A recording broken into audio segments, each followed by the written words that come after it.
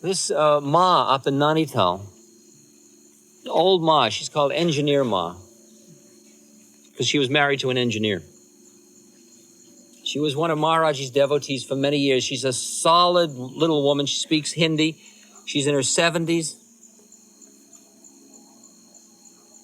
So I went to visit her last year, and she took me up to the family temple up in one of the inside rooms upstairs, and she pointed to the place where Maharajji would sit.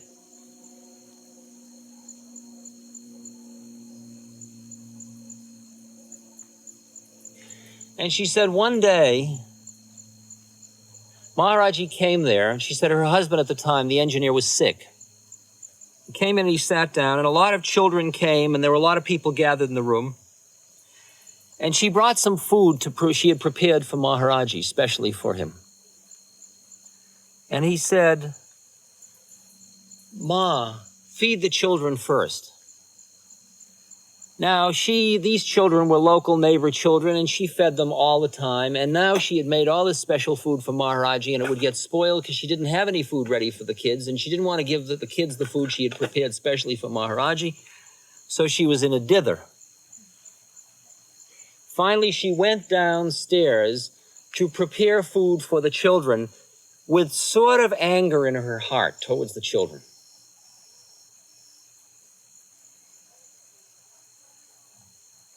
She prepared the food and she brought it up. And when she came in, she found that the children had left to go out and play.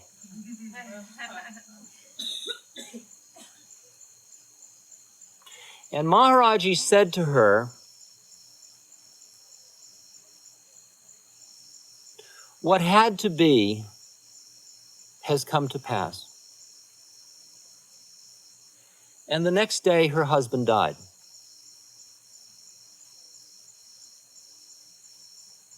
That's the link in her mind now, 10 years later. In her mind, her anger towards those children, the inability to let go, the karma of that mind was what led to her husband's death.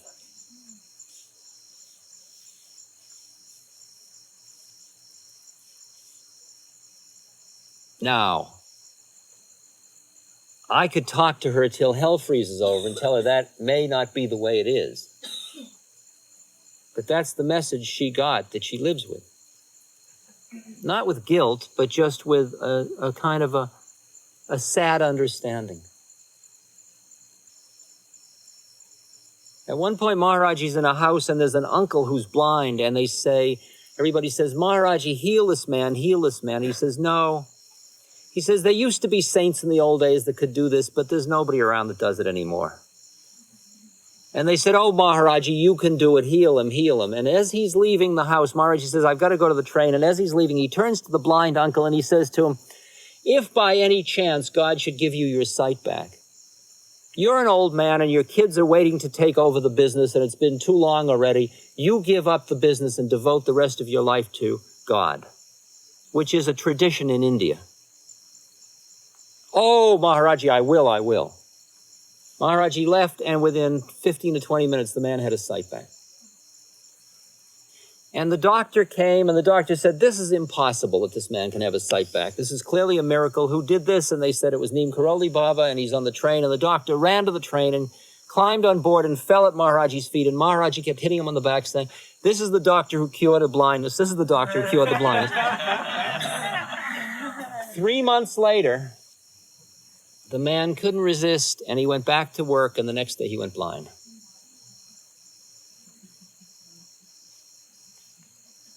How tough do you want the game to be? That's tough. See? It's a tough game.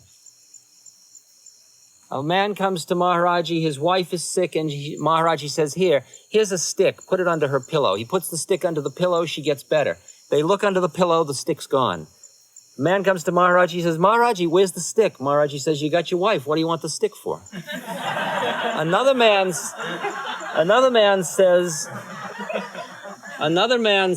my mother is sick, Maharajji, give me a stick. Maharajji says, she's old, let her die.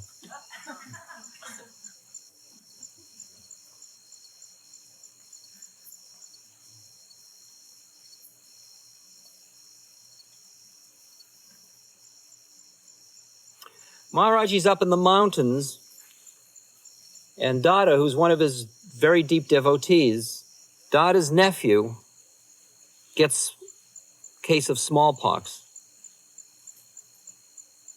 and is dying from it. He's down in the plains, a couple of 100 miles away, and he comes to the point where he dies, and they lay him on the floor. And at that point, they think the only thing that could save him now was some Ganga water that had washed Maharaj-ji's feet.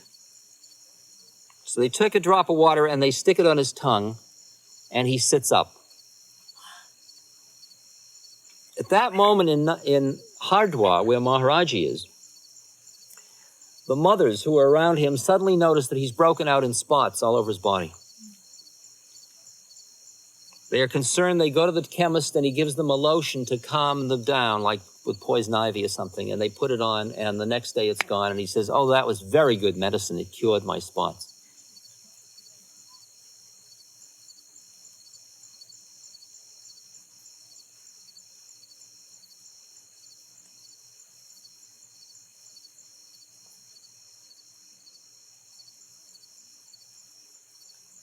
Shirdi Sai Baba, a woman came with her dead baby, and she said, "Shirdi, bring my baby back to life. You can do that."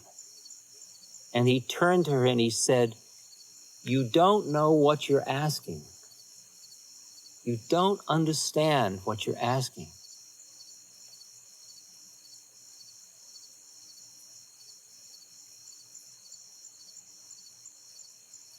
And you can feel how our own fear of death, our fear of pain, our fear of suffering, makes us keep wanting to second-guess God.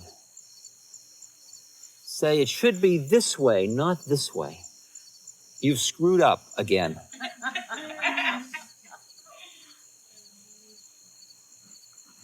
Only, as the Tao says, eyes unclouded by longing can see. I wrote a letter to a couple whose daughter had been murdered. She had been sexually molested and then murdered. She was 11 years old. And maybe tomorrow I'll read you the letter. But one of the lines in the letter was, "Only when you bear the unbearable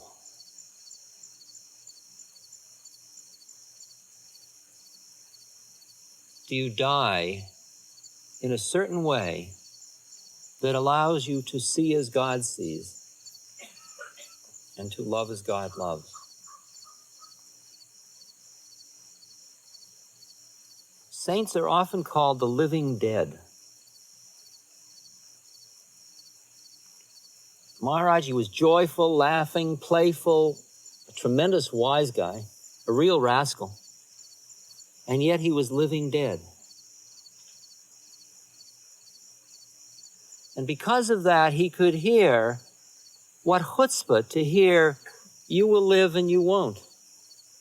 You I can take on." At one point, he's at the home of the warden of those prisons of Uttar Pradesh. And in the middle of the night at 4 o'clock, he wakes them up and shakes them. He says, "Come on, we got to go, we got to go."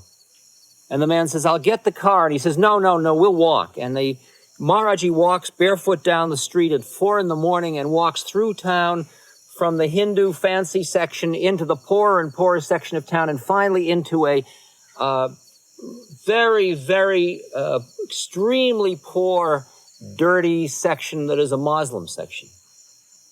And he comes to a place which is some old corrugated tin between two other buildings that's got a little sort of hut, which got a little window in it. Maharaj is a big, vast being. Somehow he opens a little window and he's inside. And the other man is following along and is the one that's telling me the story.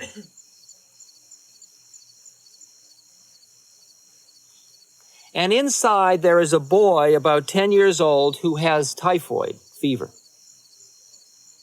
And he's shaking. And Maharaj-ji comes in and he walks over to the boy and he says, "Get up out of that bed, get up out of that bed." very, very angry. The boy's never seen this guy before. The boy is very sick. He pushes himself off the bed. Maharaj-ji immediately lies down on the bed and starts to snore.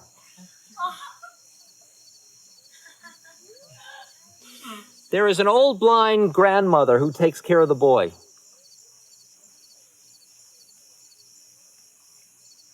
Who's there? Who's there? The man that's with Maharaj-ji says, it's a great saint mother that has come.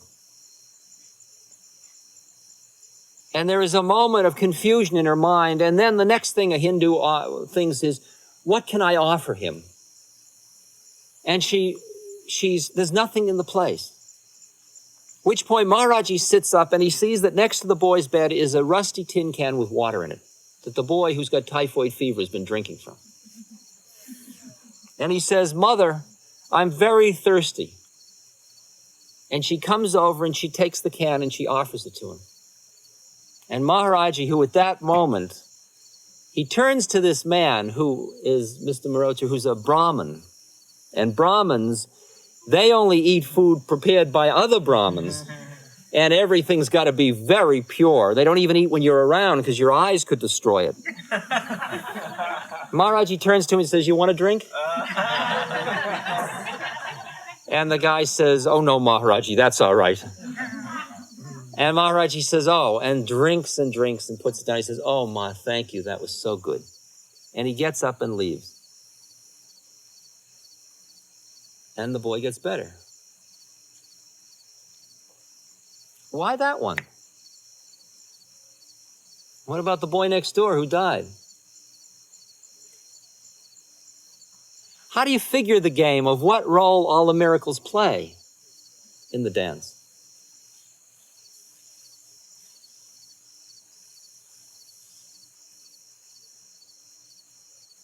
So you can't figure it out.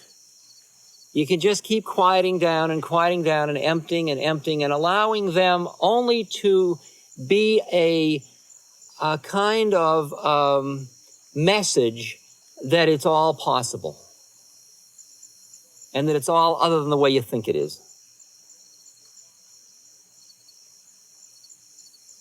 That's all. Just allow it to be that way. I mean, look at how my attitude towards money changes by the story about Maharaj-ji and the arrogant sadhu. The arrogant sadhu comes to see Maharaj-ji. Maharaj-ji couldn't care less about anything. For years, he was known as Cracked Pot Baba. He went around naked with a piece of cracked earthenware pot he'd pick up off the ground, wearing it on his head. And when he was hungry, he'd hold it out for food, or he'd use it for water to wash or to go to the toilet. And then when it would break, he'd drop it and he'd find another piece of cracked pot. I mean, that's really right down to the basics, you know. See, and he had no name, so they called him Cracked Pot Baba, among other names. They used to call him Latrine Baba because his mouth was so foul. He'd talk dirty talk all the time. Call everybody sister fuckers.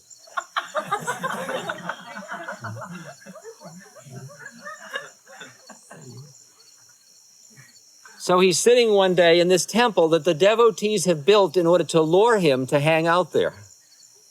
Because he once walks through and he says, it's a good place for a temple. So they build a temple and then he comes and hangs out. And this sadhu comes in and Maharaj is sitting on one of these things called a tucket. Well, this is a table, but it's sort of like a bed, a wooden bed. And everybody usually sits on the ground right there, sort of as a mark of respect. And this man comes in, he sits down on the side of the tucket, and he says, you're a phony sadhu, you hold on to too many things. And all the people, the devotees, are ready to strangle this guy. And Maharaj-ji says, wide-eyed, oh yeah? Yeah, I mean, you've got this big temple and all this stuff, and you got your blanket and this table, and you hold on to too much. Oh, I do, huh? Like, please help me. The man is holding a shaligram. A shaligram is a stone. It's like an obsidian. It's a stone that is used for puja to Shiva. And it's found in certain rivers. And you can buy it in the marketplace for maybe 4 rupees, or you can find it in the river, and it's a very It's something that you use. It's like a lingam. You use it as a worship. It's a rounded stone. Maharaj-ji looks over. He says, that's a beautiful shalagram. Guy says, yes. Maharaj-ji says, will you give it to me? So the guy says, see, I knew you want everything. You're collecting everything. No, I need this. This is for my puja. I'm not going to give it to an impure person like you. Maharaj-ji said, will you sell it to me? Guy said, sell it to you? Sell a shalagram? Maharaj-ji says, I'll give you 40 rupees. See, it's worth 4. You can see the guy's mind going. And he says, well, Maharaj-ji, if you need it. Okay? So he gives it to Maharaj-ji, and Maharaj-ji gives him the 40 rupees. He borrows the 40 rupees from somebody. He gives it to the guy.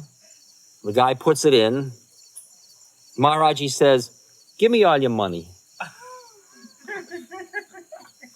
See, I knew it. I knew you weren't going to give me 40 rupees for this. So he gives him the 40 rupees back. Maharaj-ji says, no, I want all your money. Maharaj-ji, that's all the money I've got. He says, no, I want the 500 rupees you got pinned inside your shirt. So the guy very sheepishly opens his shirt and he takes out the 500 rupees he's got pinned there. And he says, Maharaj-ji, that's all the money I've got in the world. Maharaj-ji takes the 500 rupees and the 40 rupees and he puts it on the coal brazier right in front of him, like that. And it all goes up in flame. The guy starts to lose his cool completely. Maharaj-ji, that's all the money I have. What are you doing? What are you doing? He's screaming. Maharaj-ji turns to him and he said, oh, I'm sorry. I didn't realize you were so attached.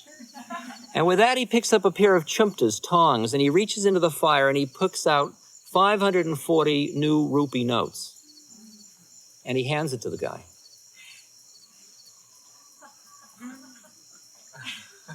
And the guy gets off the tucket and sits on the floor.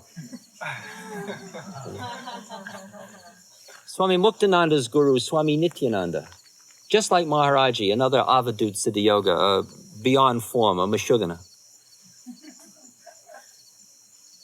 He's got all these workmen building these little villages, and he says to them, on the way home, pick up any stone and your 2 rupees pay will be there.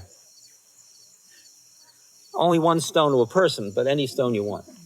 So they're going home and they pick up a stone and there's 2 rupees. So after some time, a police sergeant or lieutenant, I guess, and his sergeant appear, and they're very apologetic. Babaji, because he's a great Baba in that area. Babaji, we're somewhat concerned. All of your workmen have these new rupee notes and we don't know where they're printed. And we're afraid there's something illegal going on. Nityananda, oh, I understand. Oh, that's terrible. Come, I'll show you. He starts to walk into the jungle, and they're following him, and they go deeper and deeper into the jungle. And they come to a lake in which there are crocodiles. He walks into the lake, and he calls one of the crocodiles over. And he opens the crocodile's mouth and reaches in and starts to pull rupee notes out. And the policemen run away, and that's the end of the story. See? Now, you take those stories. See? I'm sitting there one day, and Maharaj-ji, I'm sitting here, and Maharaj-ji's here, and there's this old lady, old Indian lady comes, shaking up to Maharaj-ji. And she slowly sits down, and she's very arthritic, and she unties the end of her sari. And she takes out 3 crunkled rupee notes. And she unfolds them and she puts them on the tucket. And Maharaj-ji says, Nay ma, take it back. And so she reaches with arthritic hands and she takes it and she folds it up and she puts it in her sari and ties it to the end. Then Maharaj-ji looks at me and he turns to her and he says, no, give me the 3 rupees.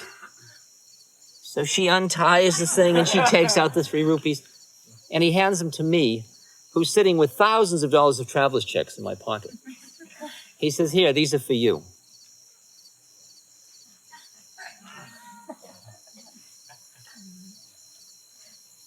Interesting one, isn't it? So you take the 3 notes, and people say, he's given you a boon. you will always have money. So what do? You hold on to the 3 rupees? Right at that time, there was this old fruit vendor and his wife in the town, very old Muslim couple, who used to come and visit me, and they'd bring fruit to me. For some reason, they treated me with great love and respect, and that was very nice. And then they were going to move down to a village, and they were so poor, and they were going to open a shop in another town, and they had no money, and they were in such horrible. I said to them, look, here's a rupee note that came from my guru. Hold on to that, and everything will be cool. I've never seen them again. I don't know anything about it. I've got 2 left. I'm just sharing the story with you. I mean, there's no punchline to it.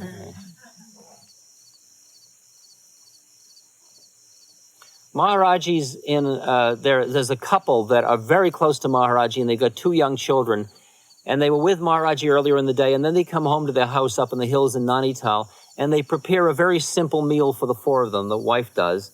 And she's about to put it on the table when the little girl is looking out the window and she says, oh, Maharajji's coming, Maharajji's coming. She yells at Maharaj-ji, come in and visit our house, come in and visit our house. And the family's saying, shh, shh, because they say, we've had so much of Maharaj-ji today, leave him alone, don't bother him. Maharaj-ji hears and he says, yes, come on, everybody. And he's traveling with about 20 people. And they all walk into the house and they sit down and he says, feed us, we're very hungry. It's like 8 o'clock at night. They're up in the hills. The bazaar is all closed. There's no flour. There's nothing in the house except some flour.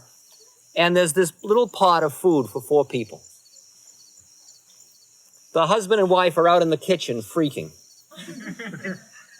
The husband, who was a devotee for many years, says, what are we going to do? What are we going to do? The wife, who has the real nachas, the real wisdom, she says, look, you just trust Maharaj-ji. Take this pot. Don't look inside. Just feed everybody. So she makes chapatis, and they go out, and he says, would you like some sabji, some vegetables? Yes, enough? No, I'd like some more. Okay. And he doesn't look in. He just keeps feeding, and the pot feeds 25 people. And at the end, Maharaj-ji says, that was a very good dinner. That was a very good dinner. Okay, everybody, let's go.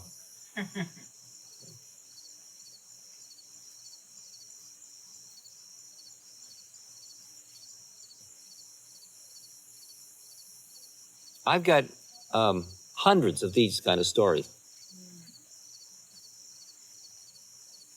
See what they do to your minds. Watch how they play with what reality is about. Look at the way they give you a feeling of the whimsy of the universe.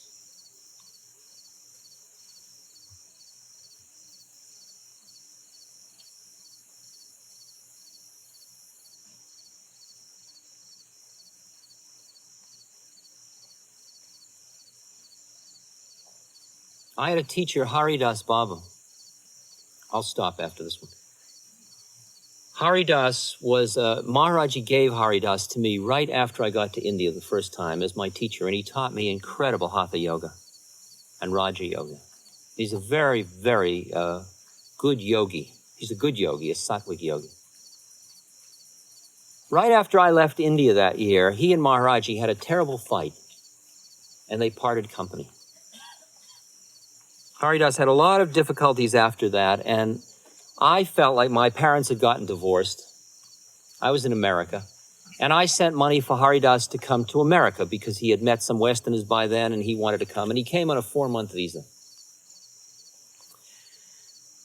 And during this 4 months, he came, but at that time, I went back to India, and I was with Maharaj-ji, and Maharaj-ji started to taunt me about this.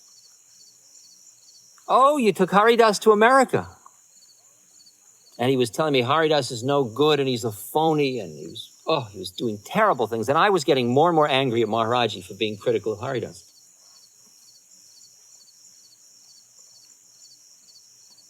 He was just playing with my mind. And then he said to me, he said, you keep Haridas in America for 5 years. I said, Maharaj-ji, I can't control, that's immigration department. I have no say over that. I have no power in the government. He says, I kept Bhagavan Das for 7 years. You keep Haridas for 5 years. Well, Maharaj-ji, if I could, I would, but I can't. I go back to the hotel where I'm staying, and two fellows have arrived who have been looking around to meet me, and they've followed the path, and they've come to this hotel. And I said, look, you've come to meet me, but you might as well meet the real thing. My guru's only 8 miles away. So the next day they go see Maharaj-ji, and they have 2 days, and he gives them names, and they like him. And they come back, and they say, it's wonderful. We've seen you, Guru, and we've seen you, and now we're leaving. And one of them says, is there anything I can do for you? I said, well, what do you do? He says, well, I'm a pot lawyer in Los Angeles. I said, no, I don't know anybody that's in on a pot charge, but it's nice to know. I said, I really don't have any legal problems at this moment. I said, the only thing that's bugging me is that Maharaj-ji said I'm supposed to get a permanent visa for Haridas Baba. And those are hard to get. I don't know how to get that. And he says, isn't that interesting? He said, my brother-in-law is the director of the Western Division of Immigration in the United States. He says, I'll just drop him a note. There'll be nothing to it. Now, would you smell a paw in the monkey in the works? Would you suspect that there was some skullduggery afoot? Or would you just say, oh, well, chance works in strange and mysterious ways?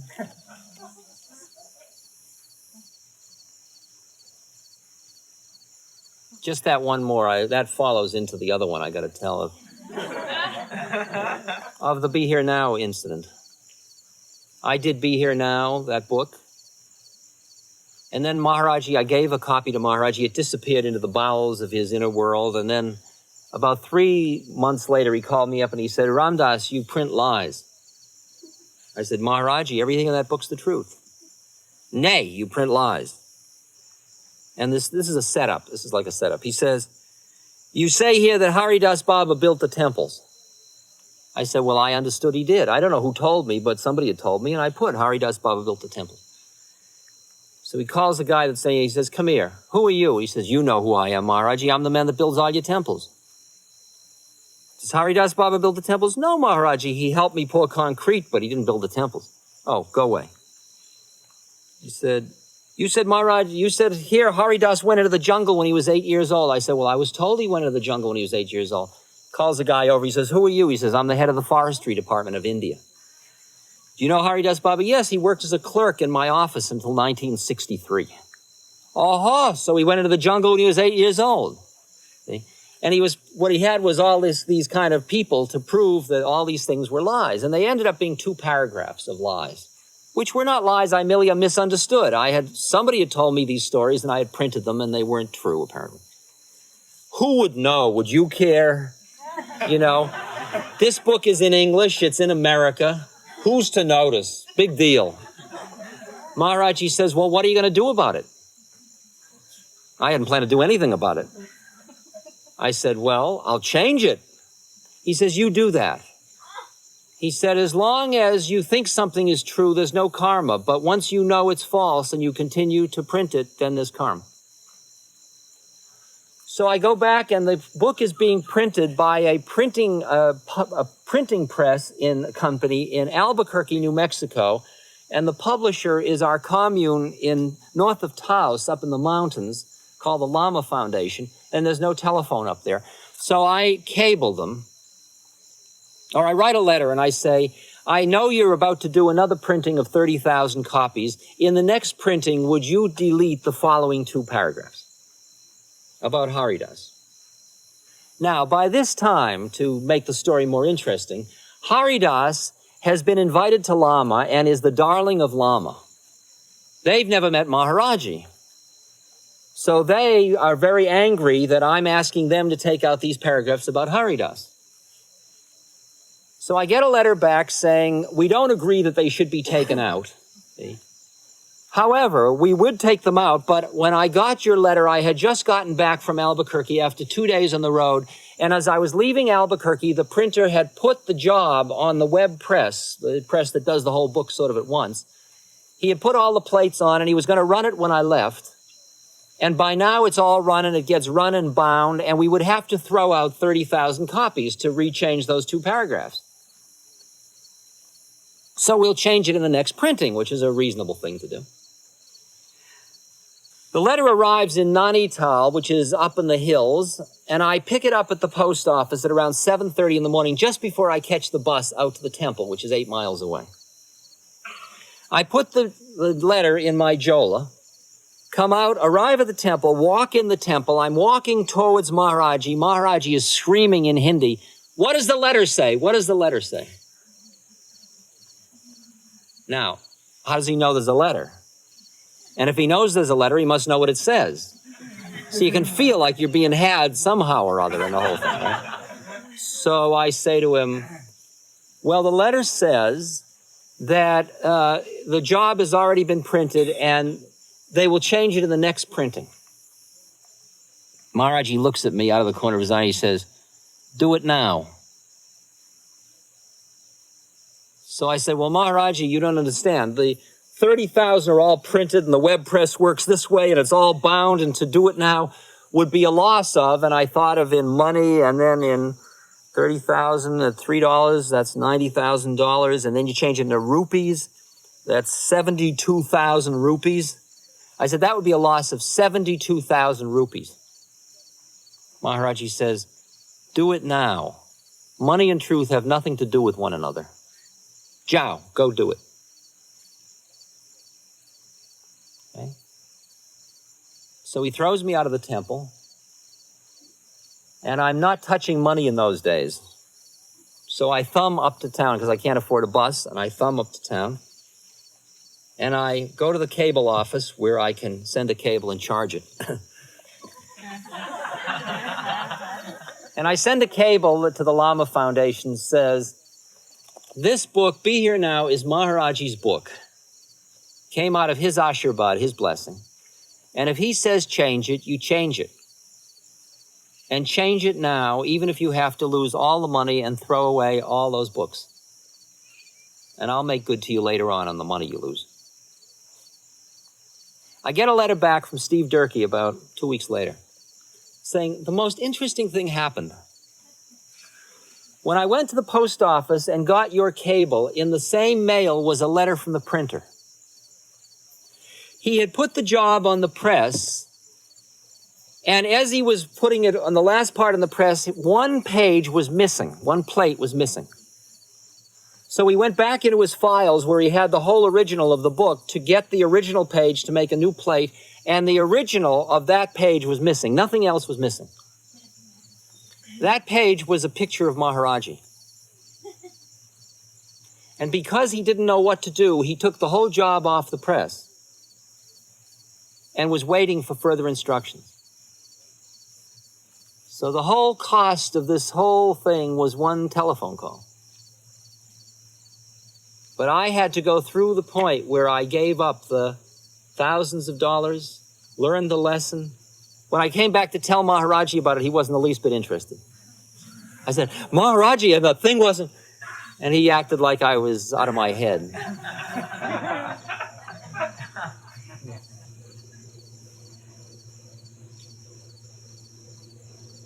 Have you heard the music that no fingers enter into?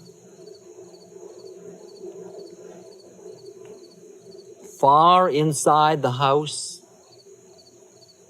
entangled music, connected with everything. What is the sense of leaving your house?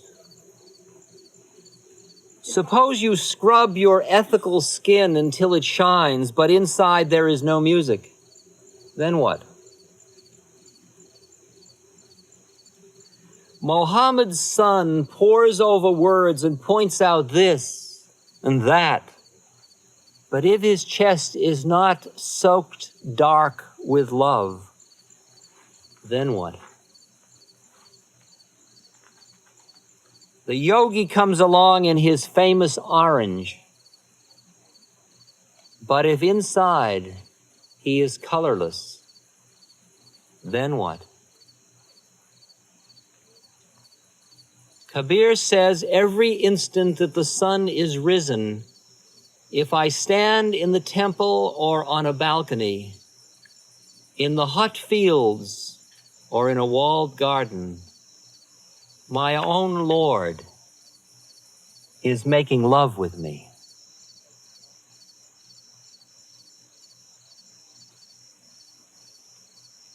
It's an old familiar one for you. A poem by Charles Causley, from the Norman crucifix. It's written on the crucifix. I am the great sun, but you do not see me. I am your husband, but you turn away. I am the captive, but you do not free me. I am the captain. You will not obey. I am the truth, but you will not believe me. I am the city where you will not stay. I am your wife, your child, but you will leave me. I am that God to whom you will not pray. I am your counsel, but you do not hear me. I am the lover whom you will betray. I am the victor, but you do not cheer me. I am the holy dove whom you will slay. I am your life, but if you will not name me, seal up your soul with tears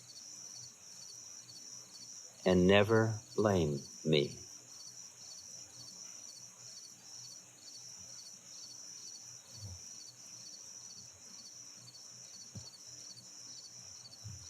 Kabir says, every instant that the sun is risen, if I stand in the temple or on a balcony, in the hot fields or in a walled garden, my own Lord is making love with me.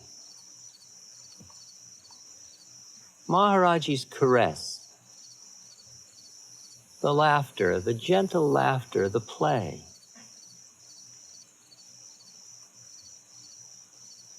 the Lila, the dance, the sport, the sweetness, the horrible beauty of Shiva.